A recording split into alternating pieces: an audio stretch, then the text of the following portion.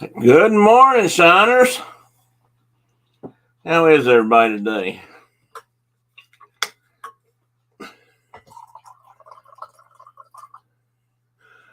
I stepped out a minute to brush my teeth. Can you smell? I stepped out a minute to brush my teeth. Can you smell? And kill that echo. Good morning, Tina.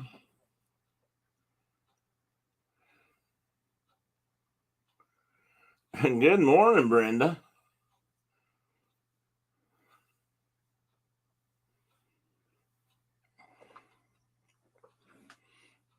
Can everybody hear me fine? Yeah, I hope I got rid of the echo. It should be gone.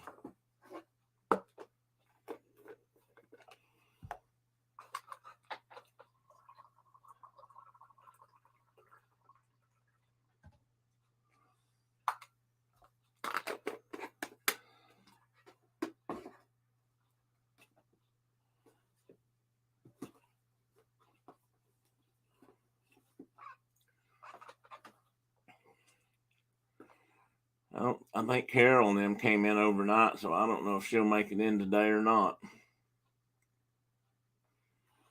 Much better. That's good.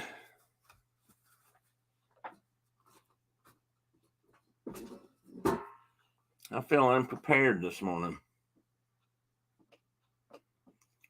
I'm not sure if that's new or not. But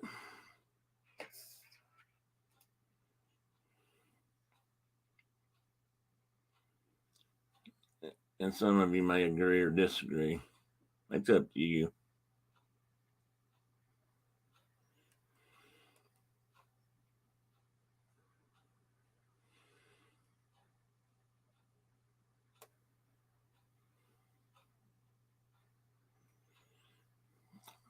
So how's New York this morning, Tina? Did it cool down in it? It's cooled down some down here.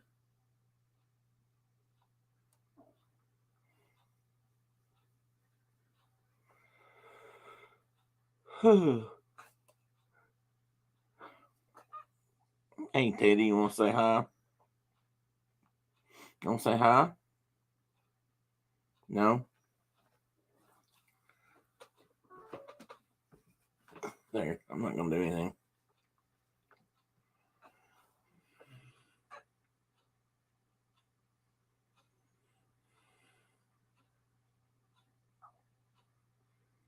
Good morning, Diana G.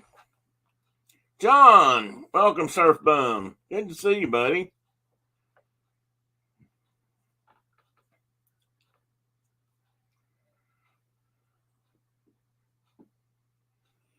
I don't know if we've seen you in a week or two, have we, John? Of course, probably. I can't promise I'm remember everything.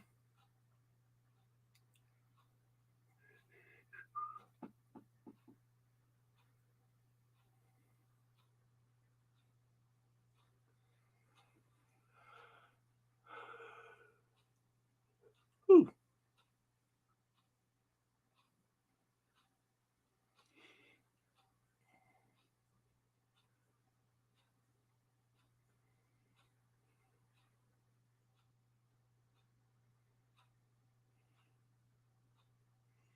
That's good.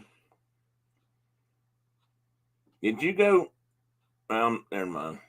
I can't remember if you said you were going to Florida or I guess your dad's been up here. As long as it's all good.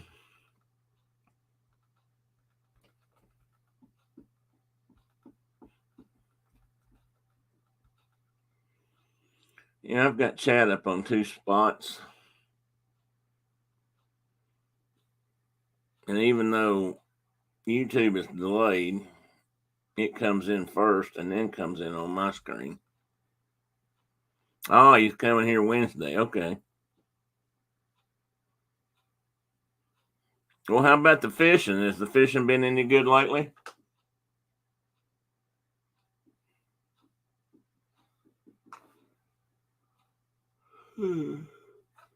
Teddy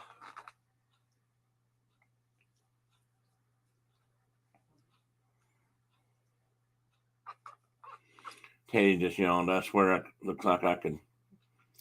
I guess, Diana.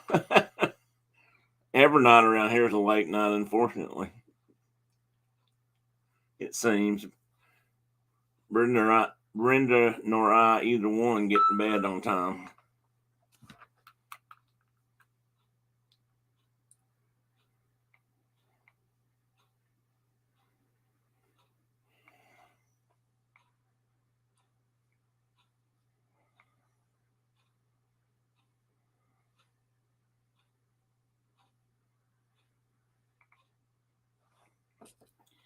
I don't know. I think Mark's going to be here today, but I'm not positive when he'll show up.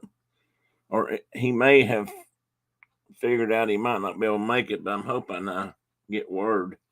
Carol, good morning. You did make it. Well, no, I don't know. You may still be driving. Are you home?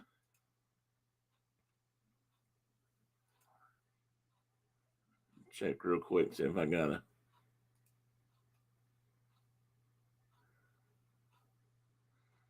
Well, he sent me something.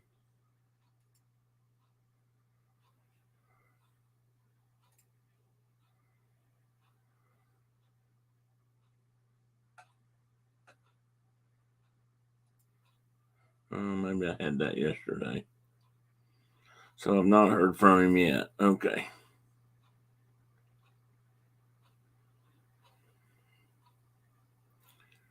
Well, hopefully I will. Oh, you got home at 9:30 last night. Well, that's good. Well, that's not too bad. You mentioned you got a late start, so that's not bad time.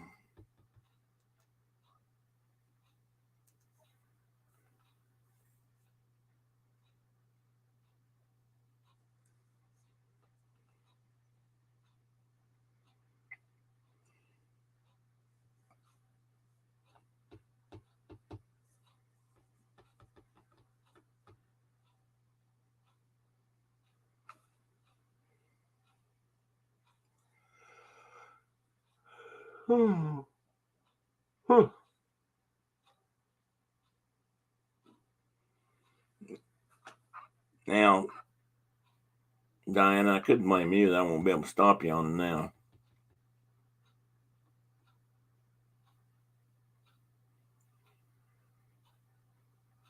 Ah, well, that makes sense.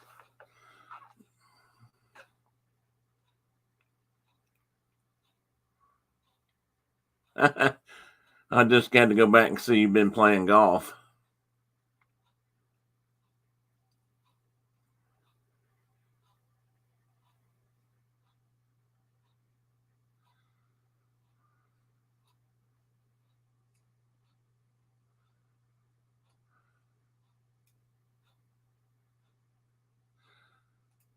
Yes, it was a lot of fun, Carol. I'm so glad we got to do that.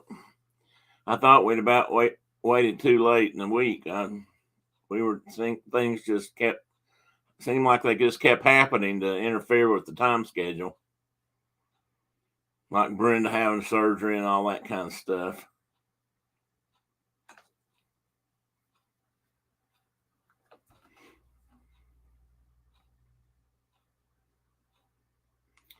If you haven't already, I invite you to look at Carkey's Instagram site. She's posted a lot of really good pictures of the family having good fun here in East Tennessee and maybe Western North Carolina. I don't know if you guys crossed the line or not.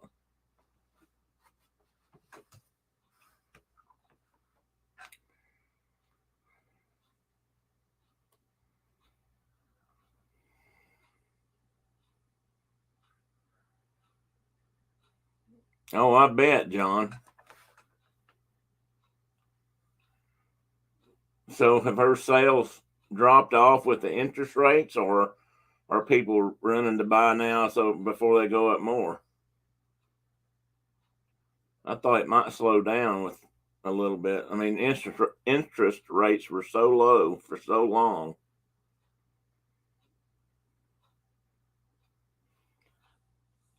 I'm not sure, but I think my mom and dad might have been paying more interest than it got down to some point where it was so low. I think they might have been paying more when they had their home loan 50 years ago or so. Ah, okay. Well, that's close. That's close enough.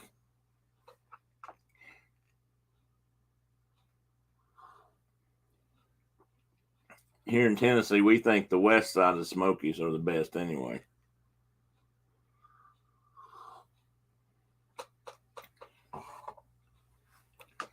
Well, if they're trying to get one down here before school starts, they're running behind because I think schools down here have all started. Excuse me. He says as he drops completely off the screen.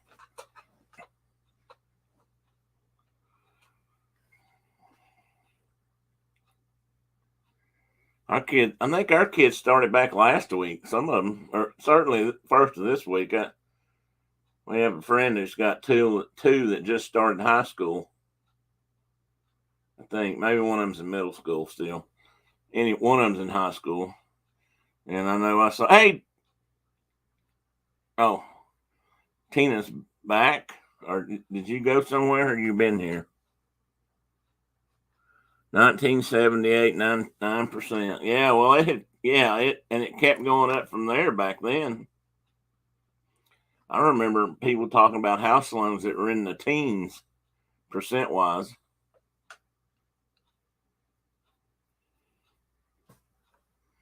That would have been the early 80s.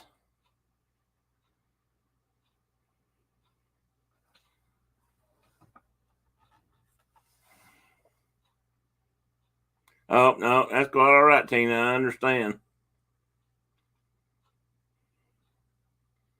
In fact, if you need to go anytime, just hey, Dave Cantrell, because I know a lot of the other chats need you worse than I do. And fortunately, I don't have that kind of problem so much yet. Every once in a while. So I know some streams don't do this, Tina, but who all are you spotting for right now? Who's on? Myers and the Mouse, maybe, and I don't know who else.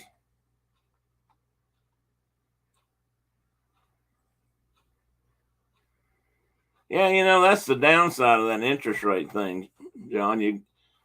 If interest rates are low for buying a house or something, it also means they're bad for your savings account. So it's kind of a double-edged sword, really. On one hand, I'm making more money now, but tiny bit, but have to pay more for something else.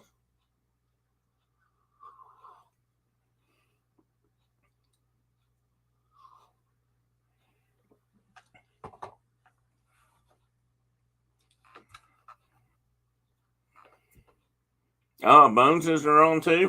Where are they today? They still in Florida?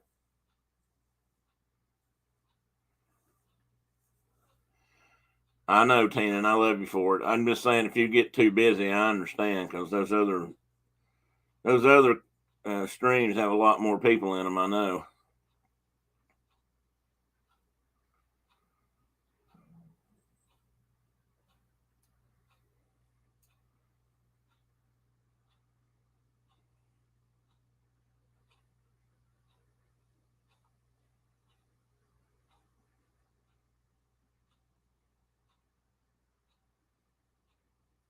Oh, and Jeff and Angela.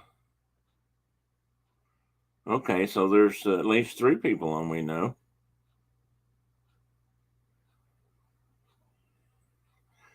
Tina is everywhere.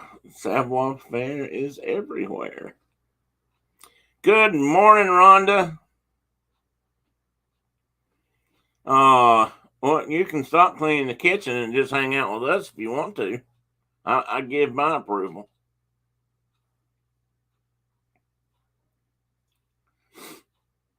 At least have a cup of coffee with us or tea or whatever you happen to drink.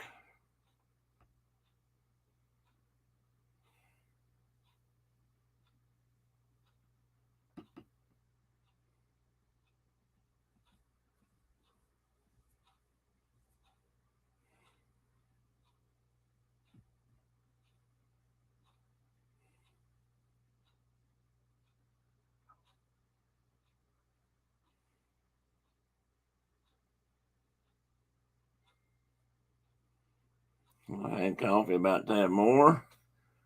I need to load the dishwasher. Dave Cantrell, you sound like my wife.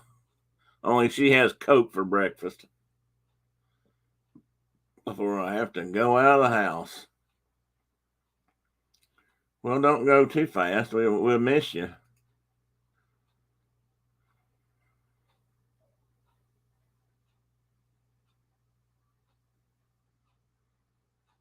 Oh, okay. Okay. Well, I'm sorry about that. I didn't realize they were coming on Saturdays too. It's hard to find a spot. I tell you, it's really hard to find a spot these days where I feel like I'm not stepping on friends, or vice versa, which is just because we're running out of time slots. Ah, okay, Rhonda. I understand.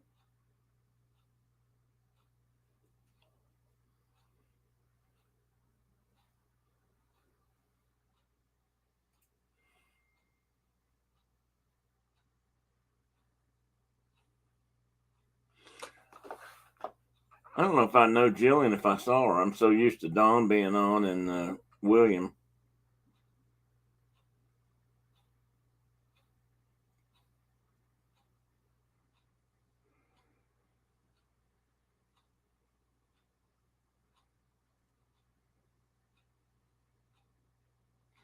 Yes, that's true, Dave. That's what I was saying. It when I took this spot, I took this not took. It's not like I've owned this time slot or anything. When I started streaming, I did this at 10 o'clock because that's when um, Lynn and Josh had been on with their coffee show, and when they decided to go off, and at that time had other things going on. I asked them actually if they'd mind if I stepped in, so I actually moved. They started at 11. I moved back to 10 because I thought that give people a little bit of that got up early and got going. Um, a little better time frame, and then it seems like it's become more and more popular for in park streamers and stuff. But that's all you can do.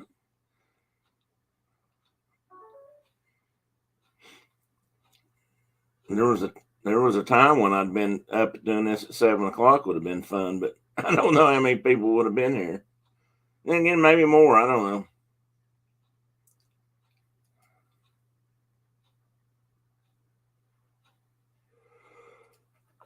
Whew. Okay, get through the on phase here.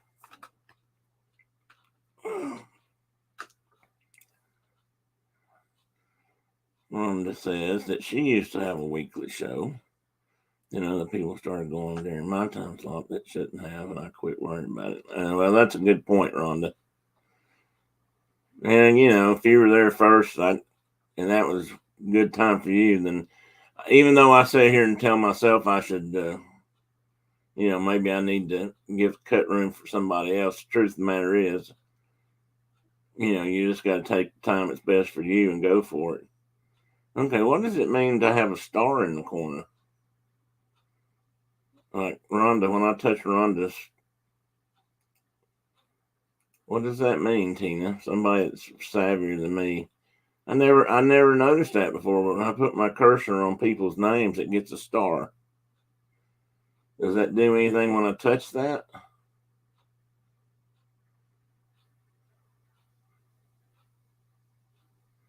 Like right now, I gave Rhonda a star. What does that mean? She still has the star, but she's light blue instead of dark blue.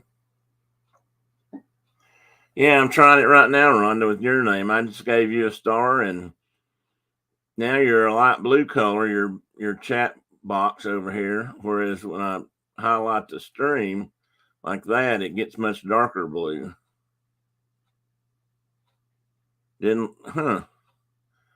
I'll have to look that up. It says I have one starred person.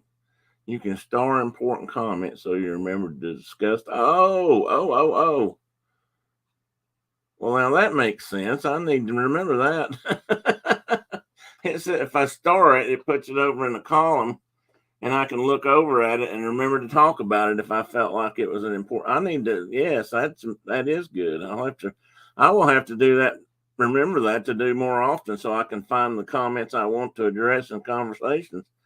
I always end up forgetting. Absolutely, Carol. She gets to move to the head of the class or to the back row. I'm going to give my students a choice: front row or back row. And now that I see it and figured out what it does, it's actually more of a good thing for me, so I remember.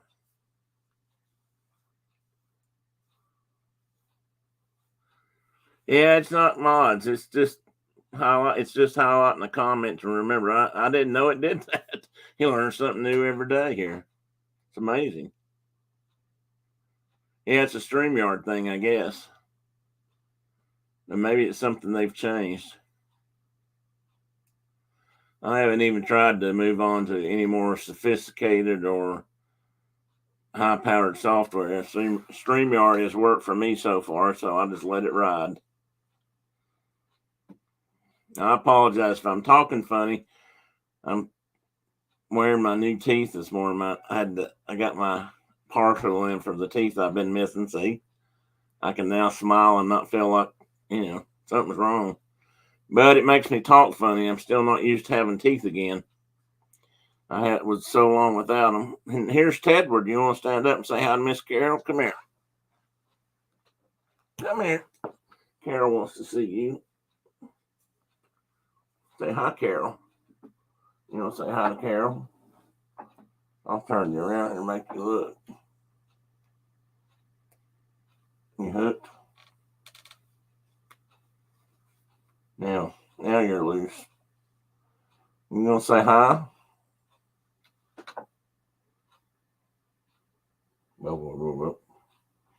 Tell Carol. You need to tell Carol you sorry you didn't get to go see her. Yeah. Sorry you didn't get to go see her. You could have had some shrimp. You didn't know that, did you?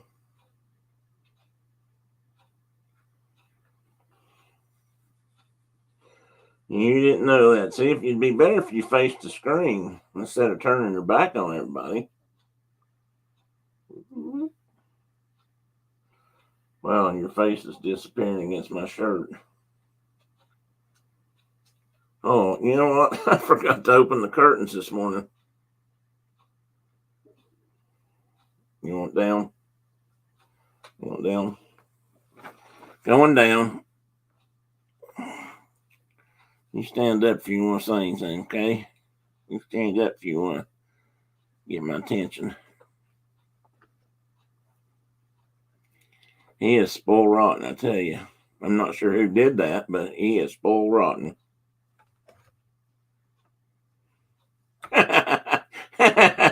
Sneaking a big cat into a seafood restaurant. Would you have kept quiet while we did that? Maybe Mama take a big purse and you stay there and I feed you shrimp.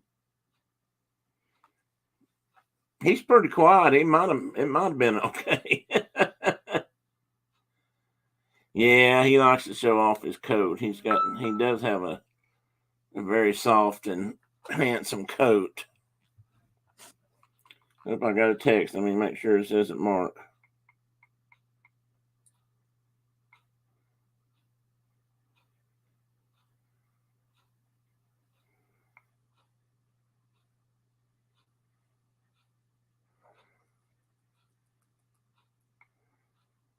Well,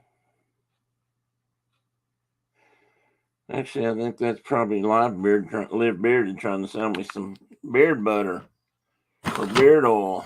I do need to get some beard butter soon.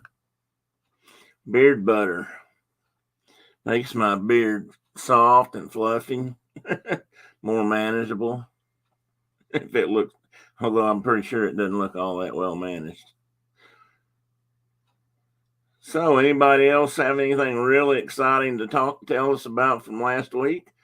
Rhonda, I believe didn't you have some exciting news this week? Or am I just imagining that, or is that common knowledge? I never know what to say about things like that.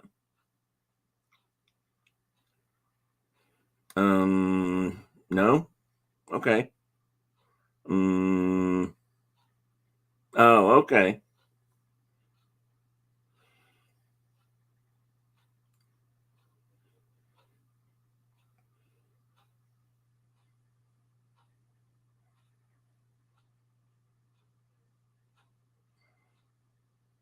Now you sound like me, because I would have forgotten.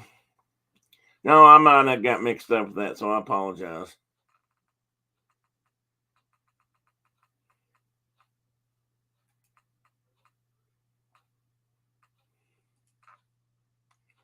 Oh, I lost everybody. There you go. Well, that's what I was thinking, Carol, but I wasn't sure whether to ask or not.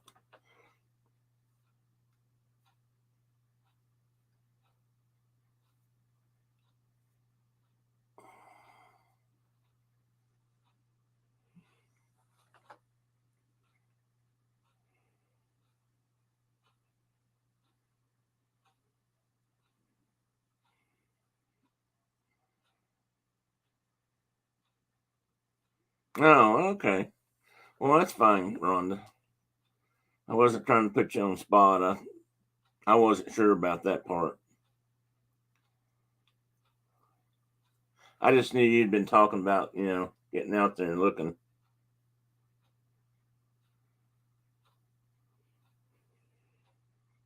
Well, and I found out something very interesting about Carol this weekend. Or not this weekend, but over during the week.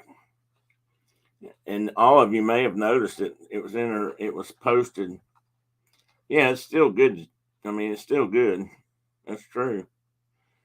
But I discovered that the biggest University of Michigan fan I know has a traitorous daughter who is a Michigan State University person. I saw her wearing the green sweatshirt while she was in the Smoky Mountains. I couldn't believe it. And I shouldn't bring it up, probably, Carol. I apologize if you were trying to keep that a secret. I know that's the kind of thing, a Michigan fan probably wouldn't want to talk about in public. But it's just one of those things we all have to live with. I got a daughter that roots for Florida too, and we don't even talk when that's happening. She only does it. She could care less about football. She only does it because she knows it drives me crazy.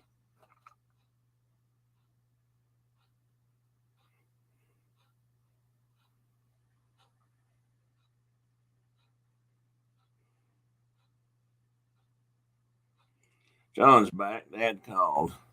Uh-oh. Well, we're going to talk about crayfish today. I have quite a few holes in the stomach.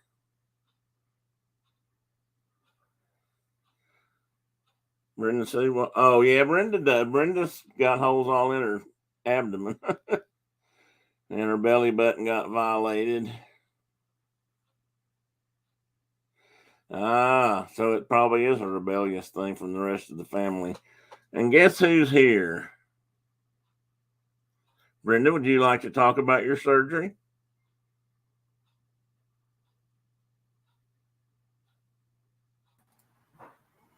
Good morning, sir. Good morning. How's Marcus this morning? Can you hear me? Sorry, I'm like Uncle Joe. I'm moving kind of slow at the junction.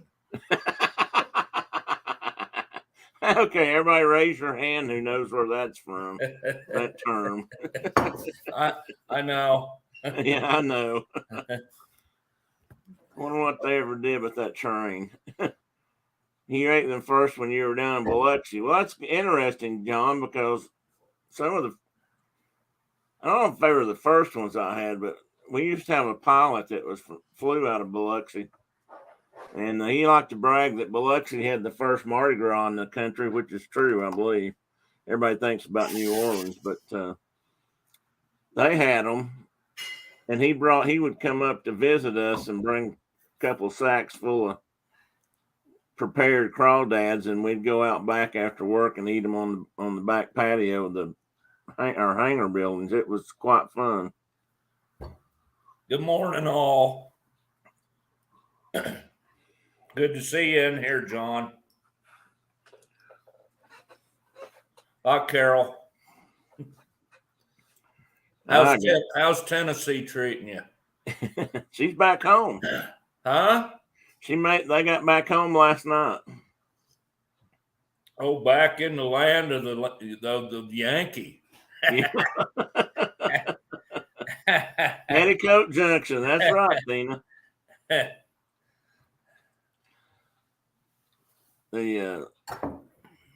I can remember waiting on that show to come off. Well, I guess that spun off of Green Acres. Petticoat Junction? Yeah, I think Petticoat Junction came on after Green Acres came on, but I'm not positive because they used to talk. I think so. I think they were a trucker store and all that. That's where the farmer, whatever his name was, used to have to go get his seeds and stuff. From Sam Drucker. Haney. Mr. Haney. He had to go to Sam Drucker to get his seeds and whatnot. Yeah. Order anything from the big city. Oh yeah, Brent. Well, she may be not tearing off scabs. It might be glue. When she had her surgery, they put internal staples or stitches in. I guess stitches because they'll dissolve, and then glued over, and then smeared glue over the tops of the holes. So she had like glue. I did too, Tina. I liked that show. How many holes?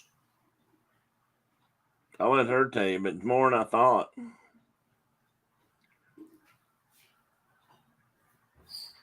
Although I guess I'm not surprised that it would take. I mean, they had to go in there and fix a, fairly good size area. So I think it was 5.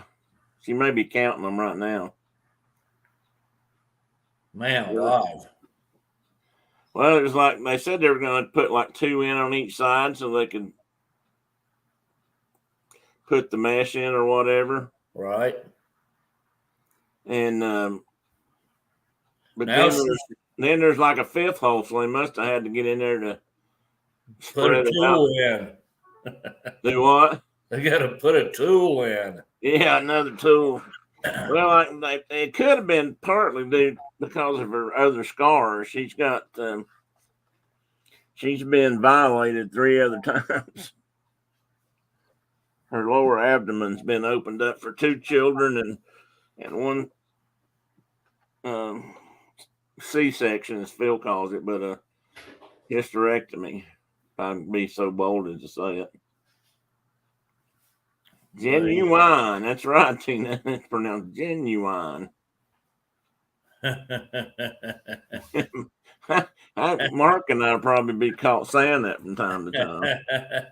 Genuine. Mr. Haney was cool, always trying to sell something. That's true. That was his. Some things that wasn't his, I think. Yes, Tina, we're talking about hernia surgery. Yes, we are. 6 holes. Oh my God, I didn't know that. That's one more than oops, sorry, buddy. Did I poke you in the eye? Stop. I'm sorry. My youngest grandson poked my son in the eye. Did he? 2 days ago, and Sammy said he could feel his hand behind his eyeball. And he decided he was going to be a dirty UFC fighter that kept his hands open and just stabbed you in the eye. Well, he needs to lay the groundwork out, no biting, no eye poking. Yeah, he already that eye had already been. He tried to lose that on a horse kick not that long ago. Did he? Well, he can't drive at night because of it. Oh, really? How long has that been? 2 years maybe now. When did Sam get kicked in the eye? At the very beginning of COVID, because his mother-in-law wouldn't let him. Whatever day COVID started. Well, like March of 2020? March of 20. He got kicked right in the face and Ouch. knocked him out and all that cool stuff. And then he Cool stuff. and then he wouldn't go or he didn't go to the doctor because of COVID. And then they gave him quite a bit of problem about it because I can't say that I much blame him for not. He probably needed to be in there earlier than he went, but yeah. Anyway, he's been fighting that eye ever since, and then his young boy tried to rake it out of his face the other day. So what? Say that again? He tried to rake it out of his face. No. Because he poked him pretty good, and he's just a little shaver. He's not.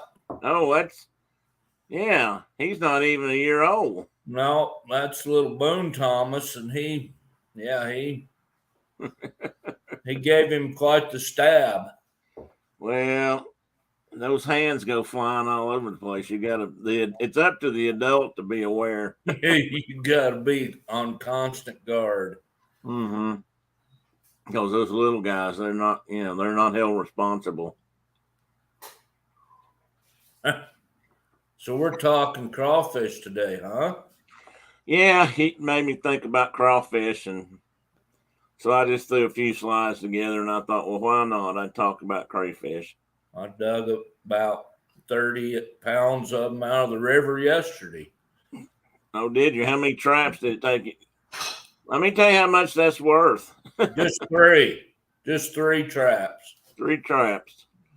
Well, I got a slide in here somewhere. You can buy crawfish at the right time of year, and they'll ship them to you on ice, and in burlap sacks. And depending on how many, the more you buy, the cheaper they get by pound, down to about $7 a pound. But if you buy like a pound, it may cost you 15. And that's what I've heard. Well, huh?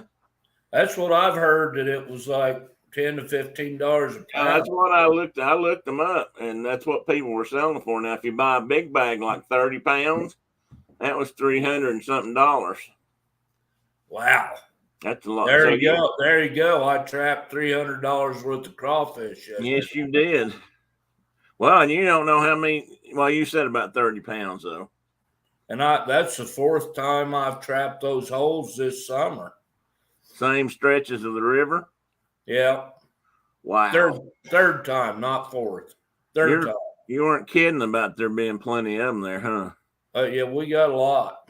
And okay, I've got a question for you, Mr. Wyoming. No, they're not. Just whatever your title was. Huh? They're not native. I don't think this species might be. I'm not sure. We've had people introduce crawfish out here. Yeah. People that moved from Louisiana or somewhere, and then they brought a crawfish species called the rusty crayfish, which is a bad one that they don't want. Right, I read that. And so there's been a real effort to get rid of them, but this might be a native crawfish. But I remember our fish guys saying that we didn't have them originally, but they've been here a long time. This species has, at least. Okay, well, explain this to me.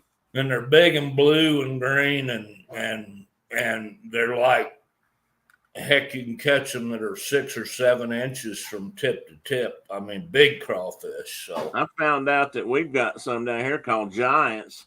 They have them in Ohio, Kentucky, Pennsylvania, but giants can be like 10 or 12 inches long. Oh, wow. I've never caught one that big. I can imagine I would have wet my pants if I'd reached under a rock and grab it. Something. A crawdad 12 inches long can grab a hold of you and hurt. Well, I remember being a little kid at Camp Pendleton in California, and going down there were like brackish streams, that ran up into that base, and all those little kids played in there all the time. And there was some kind of a crustacean that lived in those streams that was huge. I mean, it was way bigger than a crawfish. I don't know what it was, but probably some kind of shrimp or something. But we used to catch them all the time. Could have been a small lobster of some sort. Or yeah, I mean they reminded me of like, and I'm reaching way back here to like 1968. Yeah. They kind of looked like a manna shrimp, you know. Oh yeah, we had one of those in our aquarium at one time. But I don't know if that's, you know, if it's just my twisted memory or what. But well, Tina had a question. She wanted to know if they were destructive. If what? If they're destructive. No, I am. Now, Tina, it's kind of, I don't know that they're destructive so much as they're just an introduced species that affects the ecosystem. And, you know, if you've got an invasive or that'd be an invasive introduced species, they can wipe out your native species, which is what most people are trying to prevent these days. So in Arizona, when I worked in Arizona, they're really worried about crayfish, introduced crayfish, and excuse me, and the reason was because they were killing native turtles, the young turtles, and some snake species and some salamanders, and I mean they can be very destructive, but good morning, Dave. I'm not sure they are here. And that's it. That's what I was going to say too, because I know sometimes they can catch small fish or, you know, tiny fish. Yeah. I'm talking about. So they could be eating species that normally would be common in your water. So I could see how they might do damage in a trout stream or something if there was too many of them. Well, here's the question I have about that. But John says I think he saw some in Lake Hattie or Twin Buttes, but can't remember. It's been a while outside of Laramie. So there's a ton of crayfish in those lakes over there, John. So I was reading Wyoming fisheries guy, a statement they were making about crayfish. Can't remember the guy's name now, and seems like he was a Smith. Anyway, it said he was a fisheries biologist, but he was just talking about, and the thing I didn't totally understand was I guess they're considered, I don't know if they're considered managed. I mean, it read kind of funny. It's kind of like, yeah, but they're managed, but we don't really do anything. You don't need a license. There's no limit. To me, that's just being out there. But the thing I found odd was, if you caught a rusty crayfish, and I don't know if I've got a picture, I can find one. But if you catch a rusty, you're supposed to put it back. You're not supposed to hold it. Why wouldn't you want people to take them out of the water and keep them, not return them? I mean, well, that's the first time I've heard that. But I mean, if they catch a rusty, they probably ought to just smash it on with a rock. Well, that's what I was thinking. I mean, you want to get rid of them, or at least throw it in the boiling pot. Yeah, well, we had them introduced to some of the waters up in Teton County, and that or in northern Lincoln County, maybe north of me, and that was a big deal. It was like they didn't want them there at all. I can imagine they wouldn't.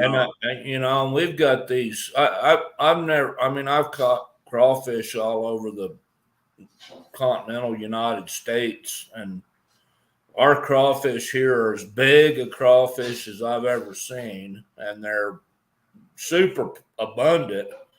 And nobody does it. I mean, they're not managed because, I mean, we don't have a season, but not very few people actually harvest them. So That's what I was thinking.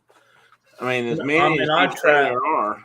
I trap our little short stretch of river here every year and catch all kinds of good food, and it's. But I could do that on the neighbors. He's got 15 miles of river, and I've only got about half a mile river, and I just can't believe the numbers. Let me take a minute here to welcome Mike Cabral. I just saw you come in. Did you go get us any donuts? That's all I want to know about. And then I believe I saw, yes, Miss Dawn, the Hitchhiking Bones from Texas. Howdy. Always a pleasure. Dave, I don't know if I said good morning to you, but if I didn't, good morning. If I did, well, you get it twice. And if I missed anybody else, just throw your hand up there and let me know. You can't drink my coffee. Oh, Boudreaux. Hey, buddy. Boudreaux Campbell, right there. Boudreaux Campbell. Right there on the TV. If I could whistle, I would. He's getting ready. He's getting ready to buck 8. Oh, buddy. All right, hop down. There you go.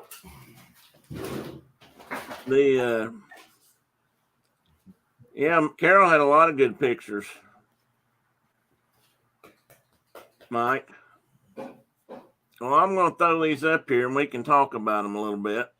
And while they're up there, I'm going to start scrolling through them. I mainly wanted to show them because I certainly don't have one of every species in the country. I don't even have close to a species in this state. I know there's over 90 species in this state. And crawfish? Yeah. Wow. And Georgia and Alabama Alabama at least claims to have a similar number. Depends on whose information you read. I've read and heard for years from fisheries people that Tennessee had the most diverse group of crawfish in the country. And I thought more than anybody in the country. Alabama says they've got more, so I don't know. It's just one of those things. Tennessee and Alabama ain't never going to get that's just a interstate urination match. Yeah, right. Funny thing though, I never could find. I could find a few scientific articles about crayfish in Tennessee, but I couldn't find charts and maps and things that I could find for Alabama. It's really weird, but anyway. So this one I've got on the front there is a Nashville species. That's called the Nashville crayfish or crawfish or crawdad, or a whole bunch of other names depending on where you live. That's cool. But that's a Nashville, and that's the only crayfish right now that's listed as endangered on the federal list. And really? There's a few more they're trying to get on the list. There's one on the Obed River, which, if you remember, is up around Catoosa. Yeah. They're trying to get it listed too. So there are places where they're endangered or threaten their habitat, usually because of the water problems. And I put this up for one to show you that Tennessee has a crawfish T-shirt, even though it's not a good picture. But I threw this other poster up to show you the diversity of colors. And oh, that's wild. Isn't that crazy? Look at those purple ones. That's cool. I know. The blue ones are pretty magnificent too when you see them, a whole picture of them. And there's a couple species of blue. There's a little blue crawdad in Florida that people put in fish tanks, and you see them in freshwater tanks. But there's a much bigger blue one that grows up this way, and they used to think they were just in Pennsylvania, but now they found them in I think Ohio and Kentucky and Tennessee. Huh. So they're these guys have spread out, or have been spread out, I guess, for a long time. That's wild. Again, I just put this up here for variety. On the left hand, you got a pretty cryptically colored crawdad, laying there in the mud and the sticks and whatnot. And then over here on the right, you got a red, white, and blue set. which I've seen more darker red. I've never seen a white one. I've never seen one of these blue ones.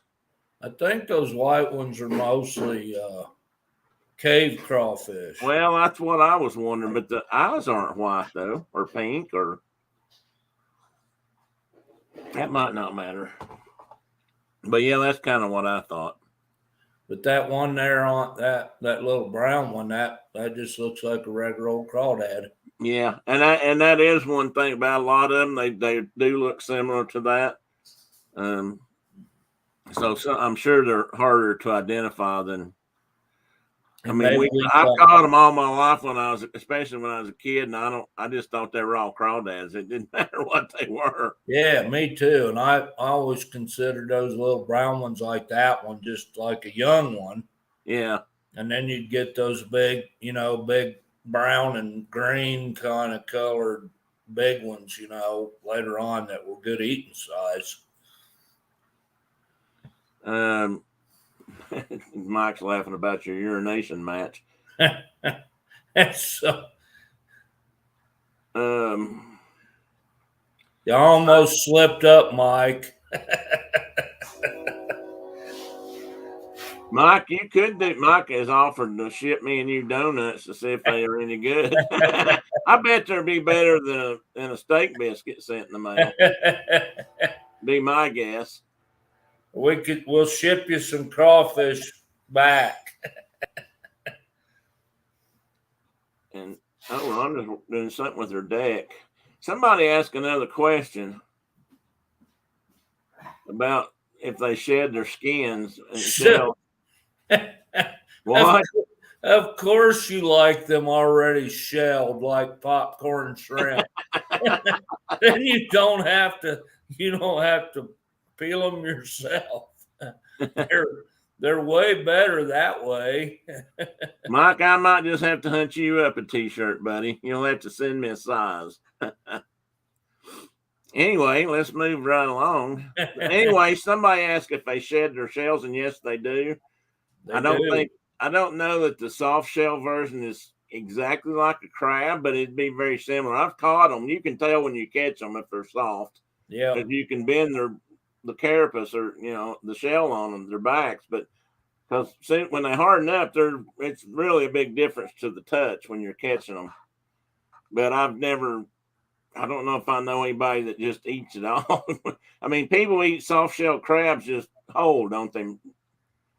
Well, I don't know, but I bet John does. Well, I know because I've seen Phil do it.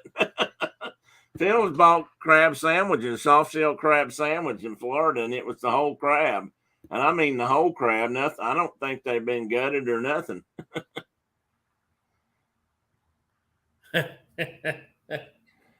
Well, Don, if you hang around long enough, I'm going to show you some already shelled crawdads. You can buy the meat.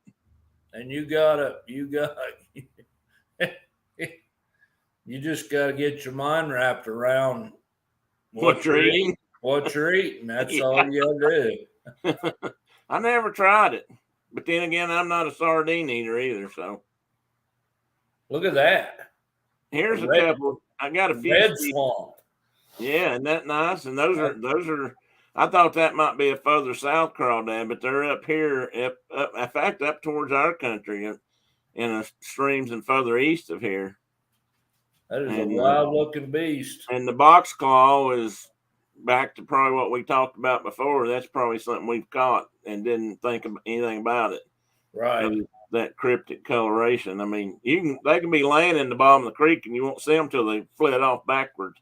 Which is another thing these guys do is they're like shrimp, I guess. They go backwards. You start to grab one, they'll flip that tail, and man, they can shoot out backwards faster than I could ever move forward. And then when they're going forward, they pretty much just crawl along. They don't have that zip. But man, when they flap that tail, they can get going backwards. But look at the coloration on the red one. That is beautiful. Swim like a octopus or a squid backwards. Like, I mean, that quick. I really like the red one's pretty cool. And I've never seen one of those. Me either. But I tell you what, I bet you if you got the little bit of skin caught between that tip and that tip, I bet he'd draw blood. I had one draw blood on me yesterday. They will. Some of them are pretty strong. So if they get to the right place. My buddy that's having his retirement get together today, he come to pick up crawfish, and he had his granddaughter with him, and I was dumping crawfish out. I was missing the bag and dropping some on the ground, and she was reaching down and picking them up and being real tentative about it. And, if they were laying on their back, she wouldn't grab them. And I'm just like, Jiminy criminy, just pick them up and put them in the bag. And I grabbed a great big one, and he grabbed me back. Was this Ollie? Huh? Was that Ollie, did you say? No, it was my buddy Clint's granddaughter, not my granddaughter. Oh, okay. My granddaughter would have just grabbed it. Okay, good for her. Good for you. I know that's where she's getting that from. Brenda says she doesn't want to eat one because she knows they have a poop track. You just pull that out of there when you peel them. Yeah. It's no big deal. Welcome in, Brian. Brian's West Coast Disney Adventure. Hey there. Good morning. Really early morning for you. Do you ever flush yours out by putting them in water for a while and let them set? Purge them? Purge them, yeah. Yeah, I bring them in from the traps and put them in, wrap them in wet cloth and then I got a little, like a, 50-gallon horse tank right here in the yard, and I put them in that and leave them overnight, and then they get boiled the next day. Yeah. I read somewhere that if you put them in some salt water, it purges out more. And that's what some people do that. And then Clint, he takes his and wraps them in wet burlap and ices them down and keeps them overnight. And then that's how he doesn't do anything beyond that. And I have taken them right out of the river and thrown them right into a boiling pot. And I can't tell the difference personally. I think it's what, got people use for bait. Yeah. They'll use, a fish that's off or chicken that's off. And the thought of eating something that just ate that kind of, I got you. Puts them off a little bit. So yeah, I generally keep them overnight at least, but you can't keep them alive. I guess if you had aerators or something, you could keep them alive longer. But yeah, Brian, I suppose one could look at it that way. Extra seasoning, he said. Probably. Although I'd have to wonder if dropping them in hot water don't make them clear their bowels right out. I think it would me.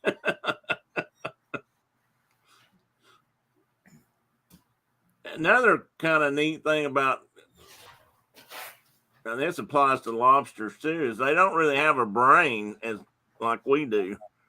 They have ganglion, or sort of a primitive brain, and I think a crawdad has 3 or 4 of those in its body. I can't remember exactly. Chickamauga. Yeah, that's a Chickamauga crawdad and a big claw species, and there's several kinds of big claws.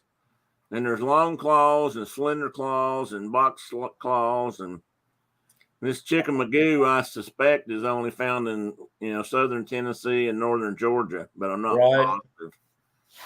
That would make sense. Chickamauga Creek's down there, down around Chattanooga. Yeah, those big claws. Ours must be some big claws. Ours are big enough that the claw is big enough on our crayfish out here. The big adults, at least, that they're. You can get a pretty good chunk of meat out of the claw. Yeah. So that's good. Yeah. And here's the Nashville again. And this is a poster they've made up for them to, as part of an awareness program they're trying to get going down there about the Nashville crayfish, crawdad, whatever. So where are they at? I mean, are they in like the Stones in that country? I didn't get to the detail on that. I just know they found them in Middle Tennessee. Yeah. And I'm assuming that means they haven't found them anywhere else since they're endangered there. But I'm not sure about that because sometimes, you know how this works. But sometimes a species may be endangered here, but not in Alabama. Yeah. It depends on where their territory. Totally secure in a different population. Yeah. Yep. There's a coosa and a thorntail, although you can't really see the tail that well in that picture, but you get an idea. Obviously that's a small crayfish, and we used to catch a lot that size and bigger. But the coosa is a larger species, and again, you can see the variations in color, the orange stripes and the green and dark green, and they're just cool. And I went too far. Here we go. This is what I was talking about posters. There's crayfish of Mississippi. And of course, you can't see the names on them, but you could if you bought the poster. And this is part of a poster over here, and I believe that's a Georgia, or not Georgia. I believe that's the Alabama poster, and I may have another. I thought I had a picture of it in here with the title on it, but that bottom one down there in the lower right-hand corner, not corner, but the second one in from the right corner, that one's called the Sweet Home Alabama Crawdad or something like that. Huh? Who'd have thought? Well, there's a chart. I did have another one. I didn't realize crayfish was of Alabama and the one of Mississippi. Yeah, I'm obviously meant to probably delete this one and didn't. And Tennessee doesn't have a similar I poster? couldn't find one. No, I'm sure there's one out there, but I could not find one. Well, maybe there's not one out there, but I can't believe that. But you can just look at that and see the difference in size and coloration, and I mean, it's just amazing. They're an interesting critter.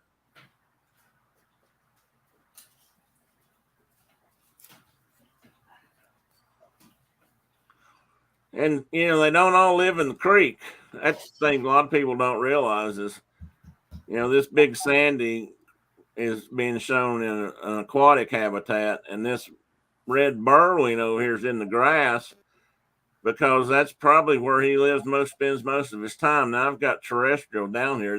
They can be aquatic, but they tend to live in the mud banks and things. They burrow.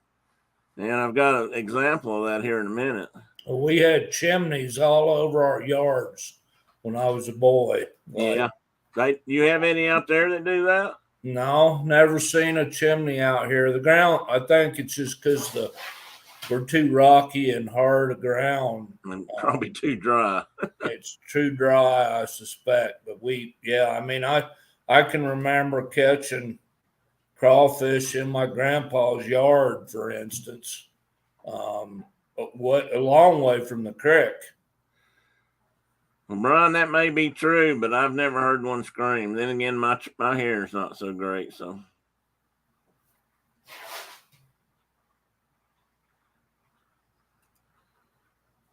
I've never. I always scream for them when I drop them in the pot. At least the crayfish.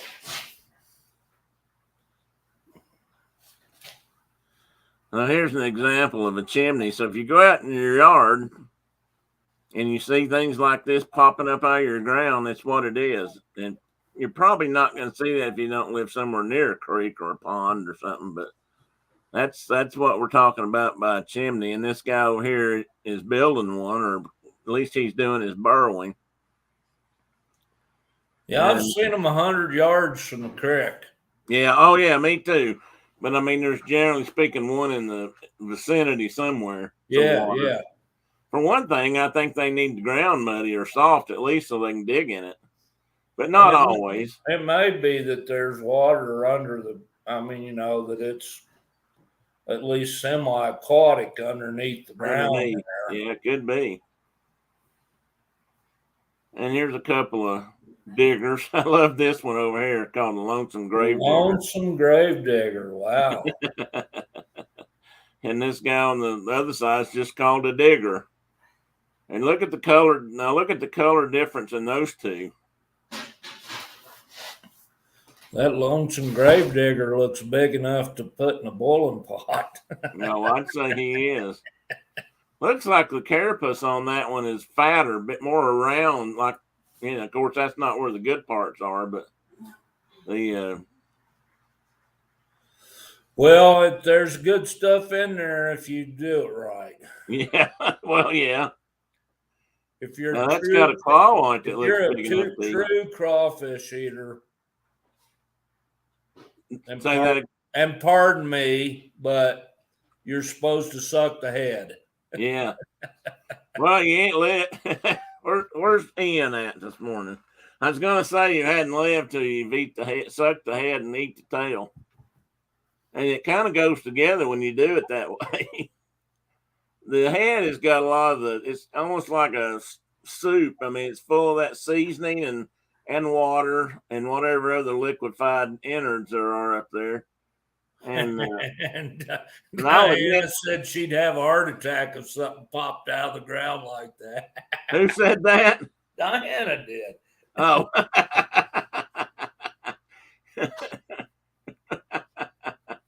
Whoever's the first to make a Tennessee poster on crawfish possibly could be a big winner. Well, that could be, Brenda, if nobody's done it yet. And then Mike wants to know, do they taste like lobster? They're different. Yeah, but I mean, similar to lobster and crab and shrimp. My wife loves crab meat and lobster meat and shrimp meat, and she's not quite as fond of crawfish, but we always put when I make crawfish, I'm using like a Louisiana mud bug seasoning, which makes them pretty spicy. And so I think if we just cooked them like in Old Bay or something, I think maybe they'd be better. I don't know. Everybody expects them to be hot and spicy and nasty Louisiana. And Cajun thing. And I kind of temper that down and don't use quite as much seasoning, but it still can be overpowering. Mike, not always, and it may not be the case at Mark's house, but in Louisiana, if you're eating a big crawdad boil, you can pretty much expect to be a fair amount of beer consumed during the eating of the crawfish. That's another reason to keep them spicy. Yeah. That's a traditional additional ingredient. Yeah. And here's the neat one. This Flame Valley is also. Did I already show that one? That's another one that's found, I think, up around Shady Valley in Upper East Tennessee. And this is a crisscross, and I'm not sure what part of that makes it a crisscross. I didn't find the completely anterior or above shot, dorsal shot, whatever. Crisscross applesauce. Yeah, crisscross looks applesauce. Looks like applesauce. Kind of does, doesn't it? And there's one of the Obays that's in the Obey River down there. Is it Obed? Obey is further west. Obed is what's through Catoosa. This is the Obey. It's different, actually two different rivers. Oh, cool. And that looks like what we have. I know I don't know what species we have here, but that big banded mud bug, yeah, the big green claws. That although the carapace on our big ones are green like that too, so it might be a different critter. But yeah, it's hard. I didn't actually look up to see what species were out there. I should have. other than the rusty. And I thought this was either would gross everybody out or it's kind of cool. I mean, this is what they, and I put motherhood up there. That's an assumption made by evidence not yet, or facts not yet based on evidence. But they're carrying the eggs. I assume the female's doing this. Yep. And she's carrying all the eggs under her tail section. And then over here, when they first hatch out, they're still tagging along. I'm not sure how long they hang on like that. Probably not that long, really. They, we used to find them. They'd be like a quarter of an inch long and be free. Yeah. Not mom wouldn't be around, but I've caught hundreds of them that look just like, one of those two pictures. That they're little bitty. They're like a 1/16 or an 1/8 of an inch long when they're still hanging on her. Yeah. And then as soon as they get a little bit bigger, I think just physics. Yeah. Keeps them from doing that. So yeah, pure size, they wouldn't be able to stay put. I was getting ready to say something else about. Oops. Let me back up on one. I wanted to say something else about that, which now I won't be able to remember. I mean, I've caught them that were, half an inch or so, and they're almost clear. I mean, you can almost see through them. They're so small, and they haven't developed all their, again, camouflage. Like my grandson. Like exactly, like your grandson. See through. Let me see if I've got questions over here. I can't believe nobody's commented on any of that, like hot sauce, beer drinking. I've heard that. Listen, okay, I've read that. Well, I guess not. So we'll keep going. Not too many more.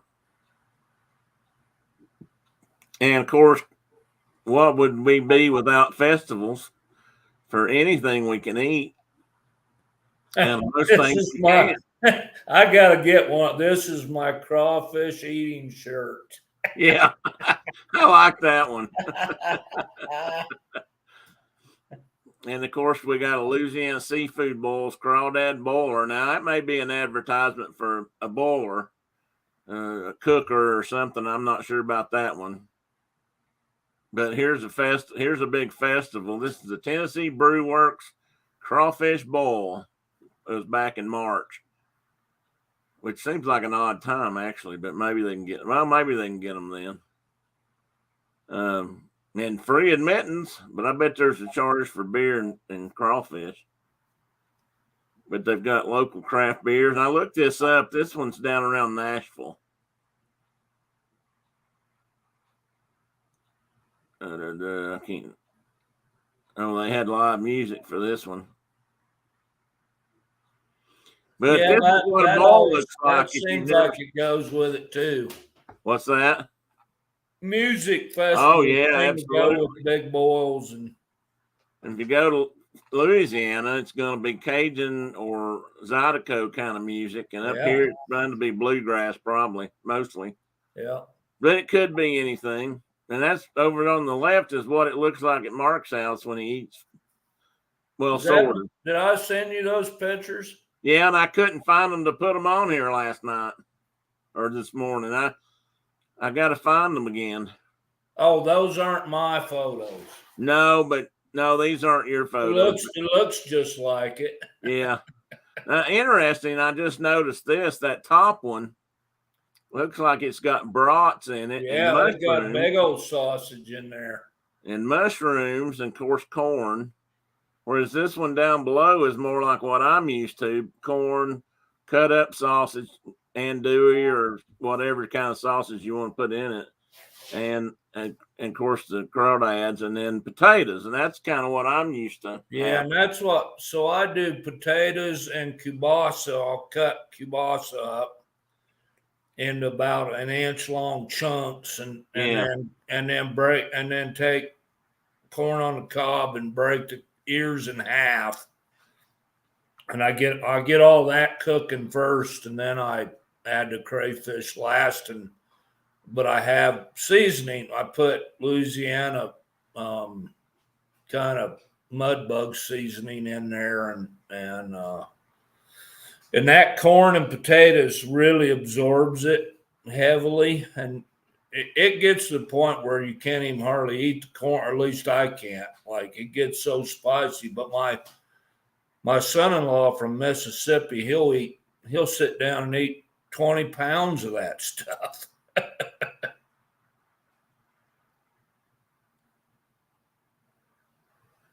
got no.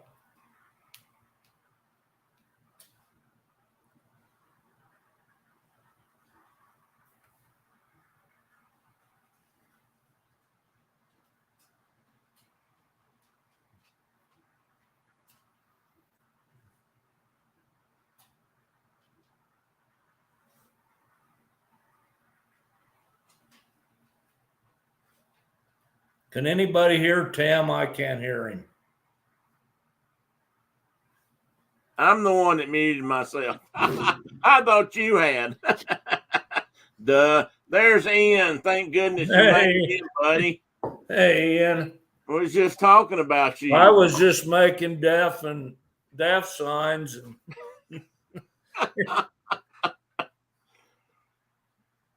I can't mute you. Well, I know, but I thought you had muted your microphone. I couldn't hear you either, but you were just doing. What was I talking about Ian a minute ago? Now I can't remember. Something about sucking heads and eating tails or something. Something he'd been keeping track of when we were online. Now I can't. Tina counts squirrels, but Ian's been counting something else. What have you been counting, Ian? He may have gone back to his soccer game. But anyway, pinching the tails, Brenda, is where you break them and pinch the tail off. That's what some people call it. If you do it right, the tail pulls out and it kind of leaves an open hole in the upper body. That's where you suck the juice out. And then the tail comes off, and you can grab, most of the time you can grab that chunk of meat that's hanging out of the tail and pull it out of the part of the shell that covers the tail. I don't know what that's called exactly. And you can peel that off and the caudal peduncle. Peduncle? The caudal peduncle. Caudal peduncle. God, that sounds real. Did you make that up? No, isn't that's a fish? That's the back end of a fish that before you get to the fin. The caudal peduncle. Well, I knew the name. I was just giving you a hard time. But it sounds I couldn't remember if it was Crawdad part or not. Sounds like I made it up for sure. Well, either that or you're just really smart. Yeah, whatever. I thought you were just really smart. One of those like things that you get shoved in your brain that you can't get rid of. And it stays there. Yeah. It has no value whatsoever. Except in conversations like this. That sounds really good with beer. It is. It is pretty good with beer, Mike. I'll have to admit. I mean, I've heard that. That's what I've heard. For example, here's how you can boil them. So, Mike, you could have them at your house. I don't know what it'd cost to ship them up there, but wow, you can 16 pounds or $16 a pound and up is what I need to start commercially harvesting crawfish. Yeah. Now this bag on the right is 30 pounds, and it's $304. And so they tend to be cheaper the more you buy. $10 a pound if you order 30. Yeah. Wow. You could turn that into a little side business. You gotta bag them up, put them on ice, and be able to get these coolers and ship them off, and you'd be all set. Wow. Diana said something about. Oh, wait a minute. Diana said something about sucking the innards out of an animal that looks like a bug is unappetizing to me. Well, you got to get past that part, Diana. At least once you should try it. And Too old. Hey, what are you trying to say? Oh, hell. Surely she's not talking about us. Uh-uh.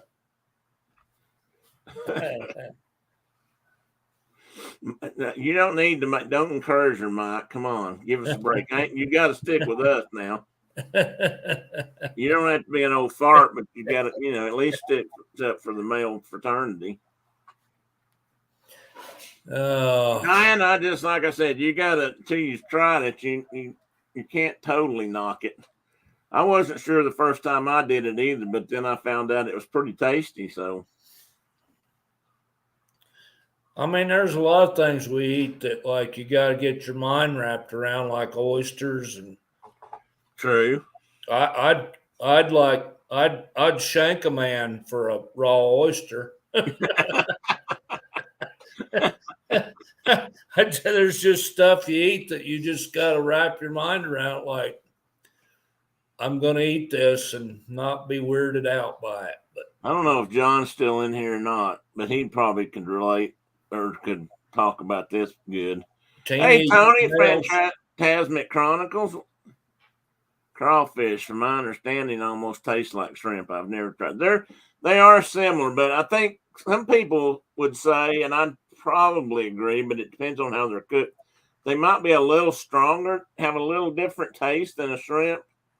I mean, honestly, in some way, shrimp can be almost tasteless, but in comparison.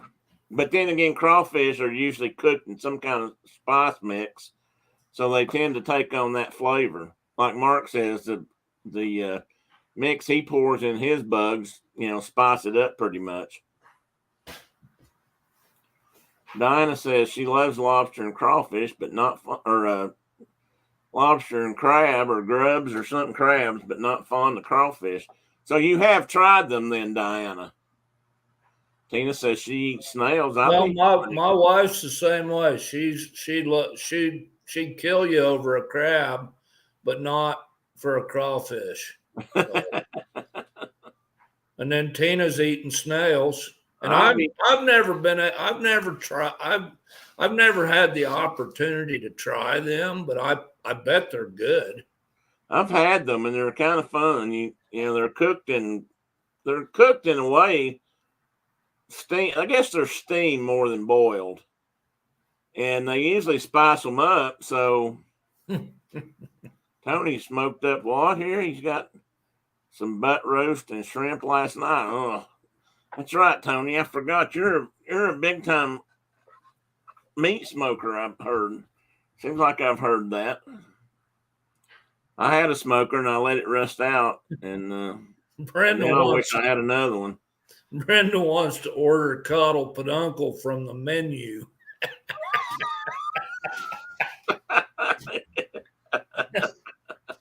Just the back half of the fish. That's just the back half of the fish. That's right.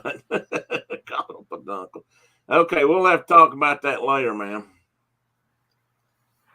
Tina says garlic and butter makes everything tasty because that's you do shrimp. I mean, you do crabs or snails. You do snails a lot like people do lobster or crab or things. They dip them in butter and or garlic butter, and that's how I've had them. And I thought they were decent. I think I got another one here too. Yeah, here's another way you can buy them. These are already prepared, and I don't know if Dawn's still in here, but there's the tail meat already plucked out of the insides, and part of that is out of the head part of the crawdad. It's it's a half inch of tissue or so forward of the tail. But that's what it looks like when you pull it out of the tail. To pull it out of the tail feathers, and and if you're not cooked in another way, you can dip those in butter. I just wonder how much it costs.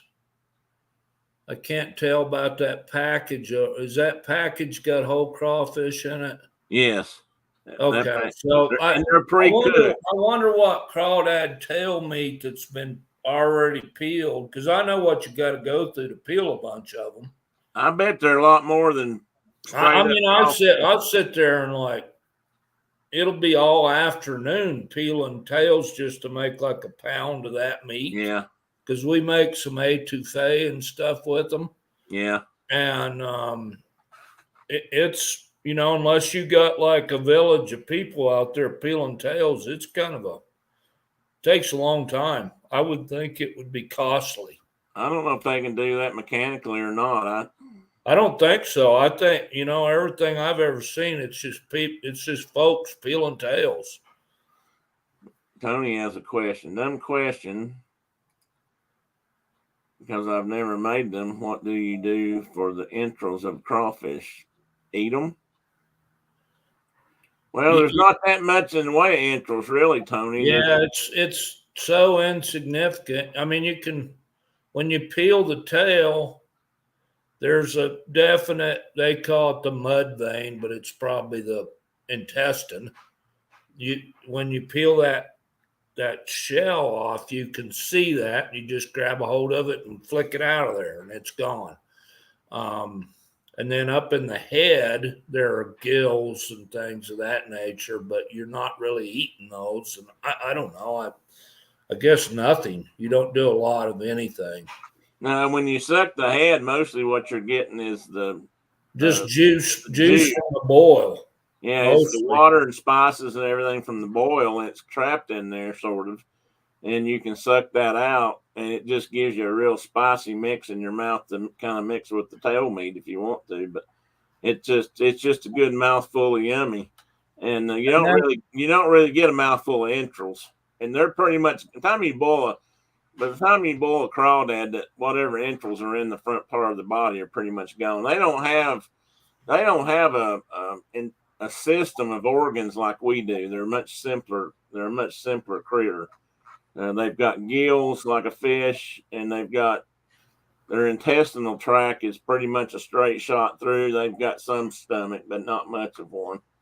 And about, I'd say 50% of the people just eat it, and 50% of the people are weirded out by it and try to get that out of there. But yeah, a lot of people just peel the tail and eat it and don't think about it.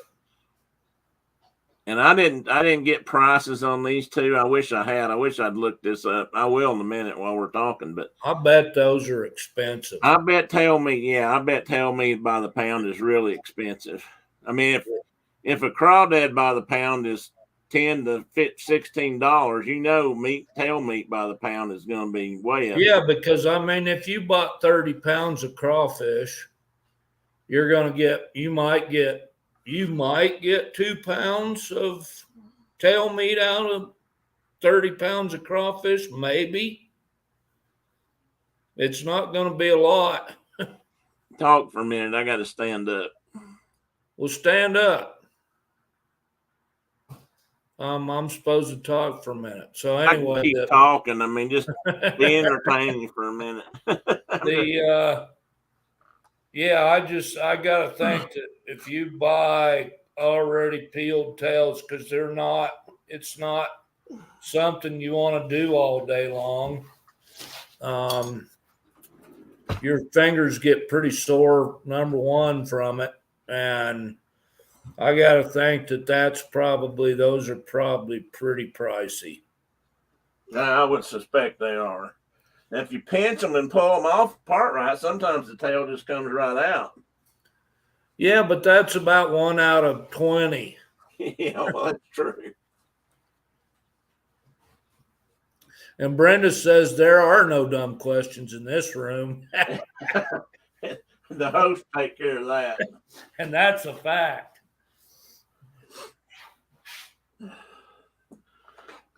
Because I about guarantee you nobody can ask a dumber question than we can. We take pride in that. Oh, man. Hold on. Oh, Carol is going to pick up guinea pigs from the neighbors. Fantastic Chronicle says $24.99 a pound. I guess that's just for tail meat. Wow.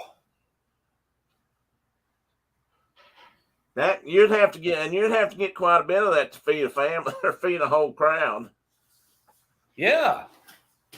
So I bet we had in my buddy Clint's vehicle yesterday, I bet there was 70 pounds of crawfish. Wow, indeed.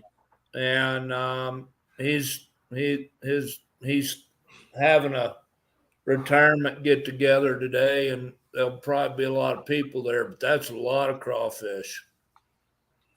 Tina says that's not much different than peel and eat shrimp. It's probably not, but when you think about how many crawdads I've caught for free in my life, not tens of hundreds of pounds or anything, but then to think about eating them, paying to eat them, it seems like a lot, Tina, but you're right, it probably isn't.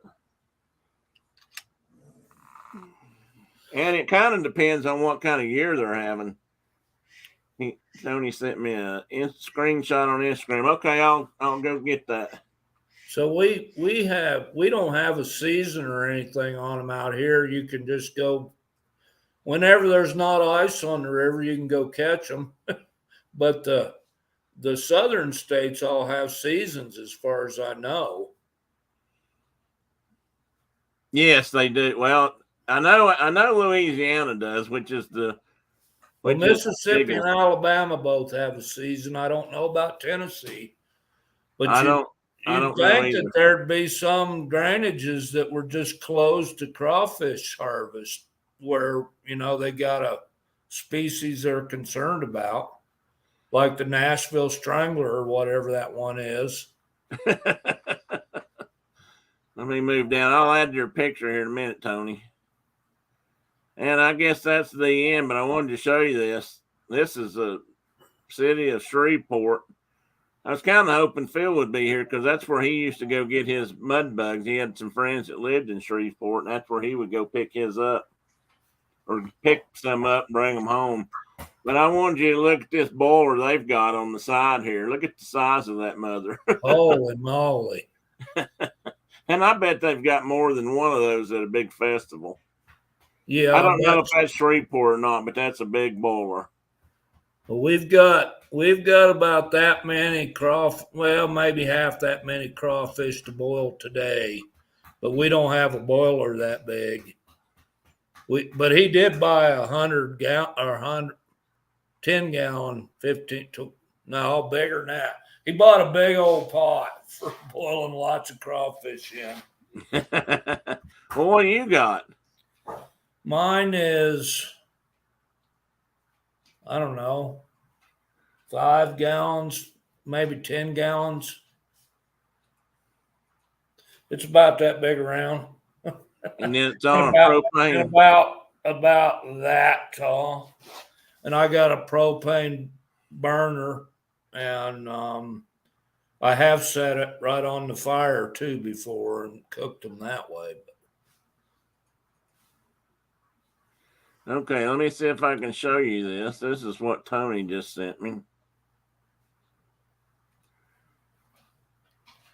He looked this up for us, so I'm gonna. This might be from the same company. This looks like the same picture I used, and they're $24.99 a pound. $24.99 a pound. Crawfish tail meat, 1 pound. Louisiana crawfish. Huh. So there you go. Well, so my son-in-law's got some friends that come out here, and they're from the deep south, and they take crawfish home with them. Really? From out here. They'll catch crawfish out here and take them home. The screen should clear up just a minute, folks. Sorry about that. Thanks, Tony, for doing that. I don't know why I didn't think to get a... That's what Brenda said. That's exactly what I was thinking, Brenda. She was going to the neighbors to pick up guinea pigs, and then they were going to have a feast. My understanding is guinea pigs are best roasted. It's a very Peruvian kind of thing to do. Yes, it is. I don't know if they grow guinea pigs anywhere else in the world or not. I think that's one of those things that's just New World species. Yeah, I think it's For food, it's only in Peru, as far as I'm aware. Tony says they used to catch them in Ohio. Well, Mark came from Ohio, or part of his life. It was more of a game to try not to get pinched. We were young and didn't know anything about eating them. Well, that's pretty much how I grew up too, Tony. We caught them, and we fished with them sometimes. You can hook them in the back and pull them backwards through the water, and you can catch some nice bass on them from time to time. But we didn't eat them. We just caught them to be catching them most of the time. And we used to fight them in it. We used to put them in a bucket or something and watch them tussle. Did you change her TV last night to an aquarium scene? Yes, I did. Why? I gotta go get coffee. Okay, go ahead.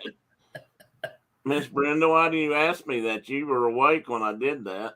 You said I asked you what you wanted me to do, turn it off or put something on to go to sleep by. So I put on the aquarium. I thought that's what you'd been watching. Did you dream about the ocean?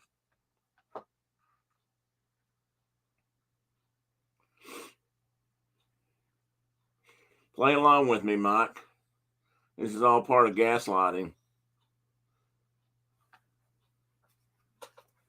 Thanks, Tony, for stopping by. Good to see you. Have a good day.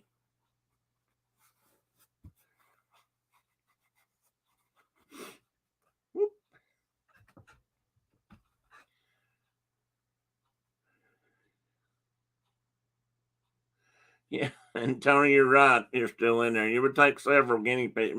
Would take quite a few guinea pigs to make a good pig roast.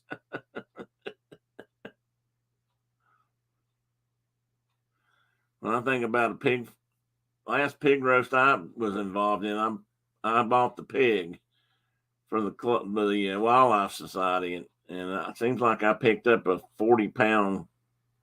Seems like I bought a 40-pound pig. Okay, Rhonda, no worry. Always a pleasure to have you in chat. Thanks for coming in.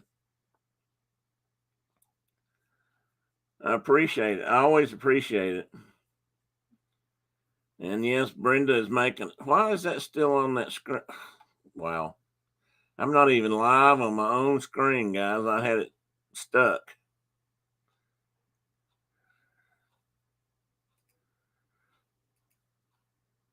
Nope, that's not the one I wanted. I'm making a birthday wish list right now. Oh, no, it is not my fault. Whoa. Back right up. Back that bus up.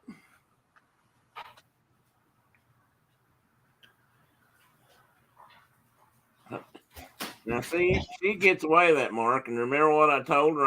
Remember how I told you the other day that I really needed to order a gun or something because I needed one just cause.